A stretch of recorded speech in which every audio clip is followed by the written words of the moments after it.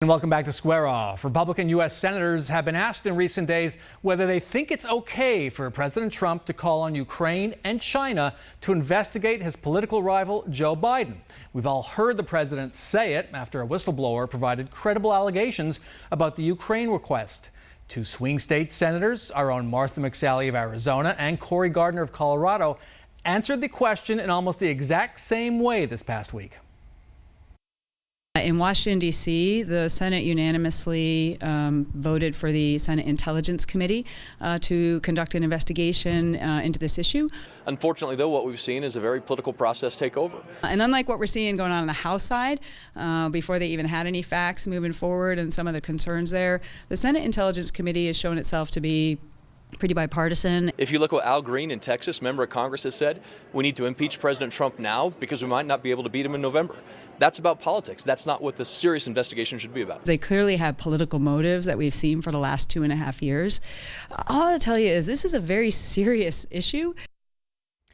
But they never answer the question about what the president did. What are McSally and Gardner's non-answers telling us? And should Arizona Democrats in swing districts fear those Republican rallies we saw at the top of the show? Joining us this morning for our left-right debate, Marilyn Rodriguez, Democratic consultant at Creosote Partners, and Nathan Sproul, Republican consultant and at Lincoln Strategy Group. Welcome back to Square Off. Nathan, what are those answers by McSally and Gardner and also Joni Ernst of Iowa? We heard that too this past week. What are those answers telling us? They're telling us that they're right. It has become a political process, and it's become a dangerous process too. In 1974, when Nixon was impeached, over 400 House members voted to begin the impeachment investigation. So far, the House Democrats haven't even gone on record about this yet. And they're creating a process that is so overtly political as to undermine what they're trying to accomplish. Do you hear the same thing in those answers that Nathan heard? I don't. There are a number of questions that need to be answered, especially by, and I think you've really zeroed in on the really important question, Bram. I think it's a foregone conclusion, right, that there is going to be an impeachment inquiry at the House, and that will likely be the recommendation that the House makes to the Senate.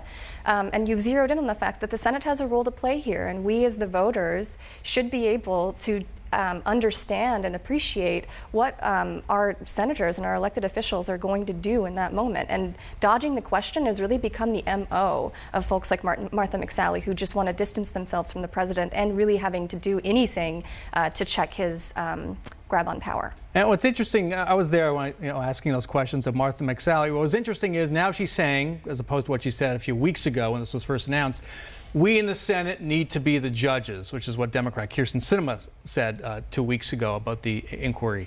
McSally say we need to be the judges, and yet here she is dumping all over the House. Can those two things be true? Sure, because she's recognizing the way the House is going about the process is going to contaminate it when it gets to the Senate. The House needs to slow down the process. It needs to be a thoughtful, serious investigation. Many of the House Democrats have already jumped to the conclusion that they're voting for impeachment, and they haven't even heard a witness yet. This has become a very political process in the House, and it threatens to divide our country even more if they don't slow the process down and see if there's truly bipartisan support for going forward. Was there bipartisan support for Watergate? There was, yeah. Initially? Sure. When the House voted to begin the impeachment investigation, 410 House members voted to begin the formal process of impeachment. But that's because they let it boil for a year. They looked into the facts, they found the facts, and once they came to a consensus that there was true wrongdoing on the part of President Nixon, that's when they began the impeachment inquiry. The Democrats have done it the exact opposite way. They're beginning the impeachment inquiry and hoping to find criminal wrongdoing. So they're a long way away from that. So one thing Republicans are saying is we want to have a yes or no vote, up or down vote on whether to authorize the impeachment inquiry.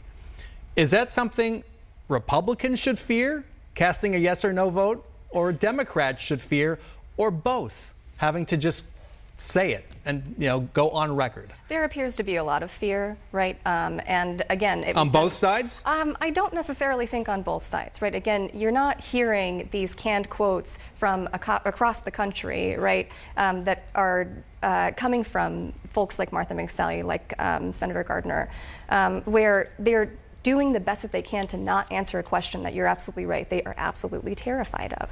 So should all Republicans want to go on record, say, opposing an impeachment inquiry? I think each member has to make that decision for themselves. But the politics of it is that there are 31 House members on the Democrat side who are from districts that President Trump won by more than 4 points. The reason why there's not a formal vote to begin the impeachment investigation is because Pelosi's protecting those 31 members. For the Republicans, the danger's on the Senate. And you looked at two of them that are in the crosshairs. It's McSally, it's Tillis in North Carolina, it's Gardner in Colorado.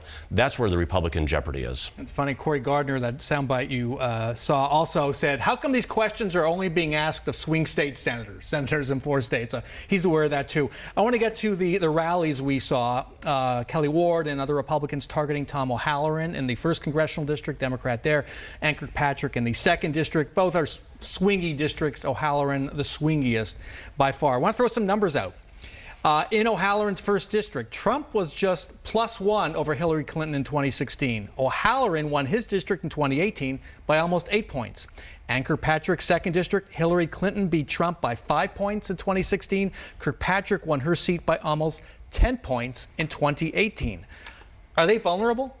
Republicans? Yes. No, are Kirkpatrick and O'Halloran vulnerable to on the impeachment issue? I see. I don't think so, Bram. Arizona is a swing state. Everything that every single one of our elected officials do and the candidates for office do is, I think, going to be hyper-focused on, not only locally, but by national interests.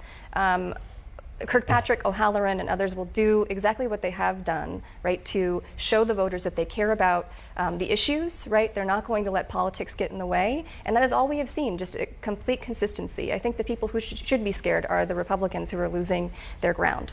Same question about vulnerability for you, Nathan, and I'll preface it by noting the Fox poll last week, which I think shocked a lot of people, that Americans favor impeachment. By a narrow majority, Yeah. That's accurate. By a margin of error majority. Right. Yeah. And my point about impeachment is that it needs to be an overwhelmingly bipartisan process. Otherwise, the country will be divided in a much worse way than we are. To your question about O'Halloran and Kirkpatrick, I don't think either one of them are vulnerable on the impeachment issue from that boomeranging backwards. But the Democrats are making a high-risk gamble here. When we're less than a year away from an election, they are going to be taking the gamble that voting to remove a president from office, in the case of the House impeaching him, is a smart move. And that's never been done before in this country. And I think the risks for the Republic are extremely high. All right, got to end it there. Welcome back to Sunday Square Off. Amid all the impeachment news, this bit of news out of the state legislature may have slipped by. Republicans are trying to purge one of the few, maybe the last moderate in the state Senate. Senator Heather Carter of Cave Creek faces a primary challenge from conservative state representative Nancy Bartow. Both have represented the North Valley LD15 district for several years. Marilyn, what is going on there? Well, I think Republicans are doing their best or trying their hardest to lose elections. To lose elections, yes. You're talking about primarying one of the few people left in the state Senate who has the ability to see to it that Governor Doug Ducey has realized his full potential before his term ends, right? You're talking about one of the few people who fights her tail off to work towards solutions that actually impact the voters of the state, right? That other Republican colleagues get to go around the state saying, hey, look what we did. It's fascinating to me that this purge is occurring, and I think it is absolutely bonkers that they're attacking her in this way. Marilyn raises an interesting question. This could hurt Doug Ducey. Could this happen without Doug Ducey's support, this intra-party primary? Oh, for sure. I think it seems like it's a very personal fight between Bartow and Carter. And the problem that I see as a Republican is a problem that the Democrats face too, which is there's this ultimate test of purity. And if you're not exactly 100% right on every single issue, then there should be a primary against you to remove you from that seat. And in this case, Heather Carter is a hardworking, votes her conscience, smart, intelligent, well-spoken representative of that area and that district, and she shouldn't be getting a primary challenge in this situation. Okay, yes. Who wins that primary? Pick one, Bartow or Carter? Hard to say now. I'm going to lean Carter, but not by a lot. Not by a lot. All right, Marilyn Rodriguez, Nathan Sproul, thanks so much for joining us. Thank you. Thank you.